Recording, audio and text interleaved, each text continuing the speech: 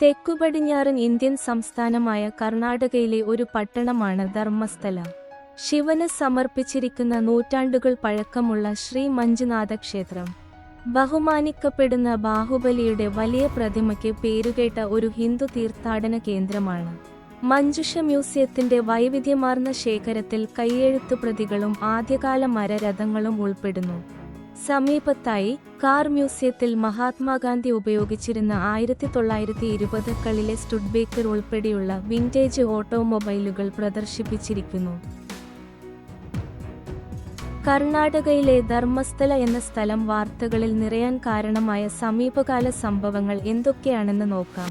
പ്രശസ്ത തീർത്ഥാടന കേന്ദ്രമായ കർണാടകയിലെ ധർമ്മസ്ഥല. സമീപകാലത്ത് ഗുരുതരമായ ചില ആരോപണങ്ങളെയും തുടർന്നുണ്ടായ സംഭവവികാസങ്ങളെയും തുടർന്ന് വാർത്തകളിൽ സജീവ ചർച്ചാ വിഷയമായിരിക്കുകയാണ്.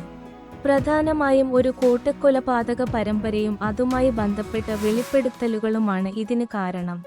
ആ പ്രധാന സംഭവങ്ങൾ താഴെ വിശദീകരിക്കുന്നു. 1. കൂട്ടശവക്കുഴികളെക്കുറിച്ചുള്ള വെളിപ്പെടുത്തൽ.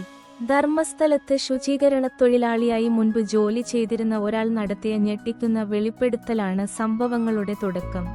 1995 മുതൽ 2014 വരെയുള്ള കാലയളവിൽ സ്ത്രീകളുടെയും കുട്ടികളുടെയും ഉൾപ്പെടെ നിരവധി മൃതദേഹങ്ങൾ താൻ നിർബന്ധപൂർവം രഹസ്യമായി കുഴിച്ചു മൂടിയിട്ടുണ്ടെന്ന് ഇയാൾ പോലീസിൽ മൊഴി നൽകി.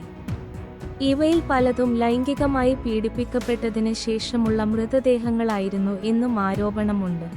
ഈ വെളിപ്പെടുത്തൽ കർണാടകയിൽ വലിയ കോളിളക്കം സൃഷ്ടിക്കുകയും ദേശീയതലത്തിൽ വരെ ശ്രദ്ധ നേടുകയും ചെയ്തു.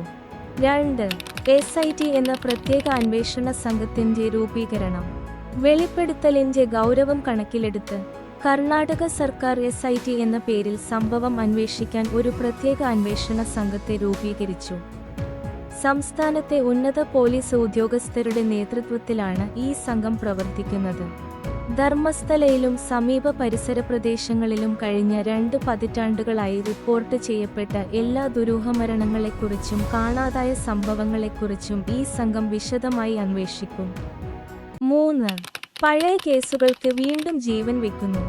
പുതിയ വെളിപ്പെടുത്തലുകളുടെ പശ്ചാത്തലത്തിൽ മുൻകാലങ്ങളിൽ ധർമ്മസ്ഥലത്ത് നടന്ന പല ദുരൂഹമരണങ്ങളും തിരോധാനങ്ങളും വീണ്ടും ചർച്ചയായി.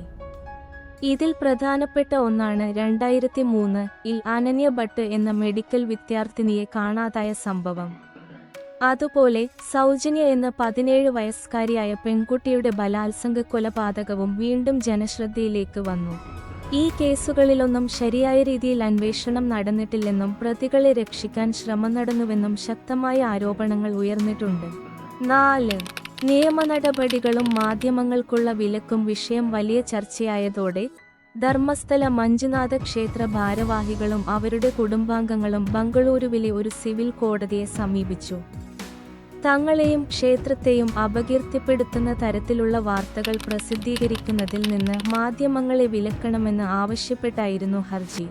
ഈ ഹർജി പരിഗണിച്ച കോടതി വിഷയവുമായി ബന്ധപ്പെട്ട് അപകീർത്തികരമായ ഉള്ളടക്കങ്ങൾ പ്രസിദ്ധീകരിക്കുന്നതിൽ നിന്ന് മാധ്യമങ്ങൾക്ക് താൽക്കാലിക വിലക്ക് ഏർപ്പെടുത്തി.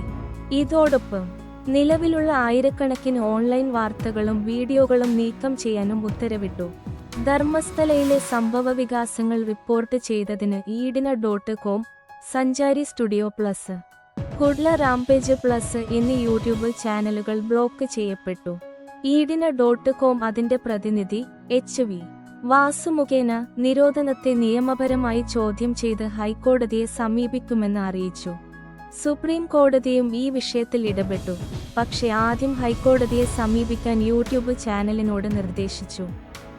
ധർമ്മസ്ഥല ശവസംസ്കാരങ്ങളുമായി ബന്ധപ്പെട്ട ഉള്ളടക്കം ഇല്ലാതാക്കാനും ഗാഗ് ഓർഡർ നൽകാനും ഫലപ്രദമായി ഏർപ്പെടുത്തിയ ഒരു സിവിൽ കോടതി ഉത്തരവ് ഈ കേസിൽ ഉൾപ്പെടുന്നു.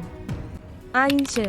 പൊതുസമൂഹത്തിന്റെയും രാഷ്ട്രീയ നേതൃത്വത്തിന്റെയും പ്രതികരണം. ഈ സംഭവങ്ങൾ പൊതുസമൂഹത്തിൽ വലിയ ചർച്ചകൾക്കും ആശങ്കകൾക്കും വഴിവെച്ചിട്ടുണ്ട്. സത്യം പുറത്തുകൊണ്ടുവരണമെന്നാവശ്യപ്പെട്ട് വിവിധ വനിതാ സംഘടനകളും അഭിഭാഷകരും രംഗത്തെത്തിയിട്ടുണ്ട്. കർണാടക മുഖ്യമന്ത്രിയും പ്രതിപക്ഷ നേതാവും ഉൾപ്പെടെയുള്ള രാഷ്ട്രീയ നേതാക്കൾ വിഷയത്തിൽ പ്രതികരിക്കുകയും നിയമപരമായ എല്ലാ നടപടികളും സ്വീകരിക്കുമെന്ന് ഉറപ്പുനൽകുകയും ചെയ്തു. അതേസമയം ക്ഷേത്ര ഭരണസമിതി പ്രത്യേക അന്വേഷണ സംഘത്തിന്റെ അന്വേഷണത്തെ സ്വാഗതം ചെയ്യുകയും സത്യം പുറത്തു കൊണ്ടുവരാൻ സുതാര്യമായ അന്വേഷണം വേണമെന്ന് ആവശ്യപ്പെടുകയും ചെയ്തിട്ടുണ്ട്. ചുരുക്കത്തിൽ ഗുരുതരമായ കൊലപാതക പീഡന ആരോപണങ്ങളും അത് സംബന്ധിച്ച് വർഷങ്ങൾക്കു ശേഷം വന്ന ഒരു നിർണായക വെളിപ്പെടുത്തലും തുടർന്നുണ്ടായ നിയമപരവും സാമൂഹികവുമായ ഇടപെടലുകളുമാണ് ധർമ്മസ്ഥലയുടെ സമീപകാല വാർത്താ പ്രാധാന്യത്തിന് അടിസ്ഥാനം.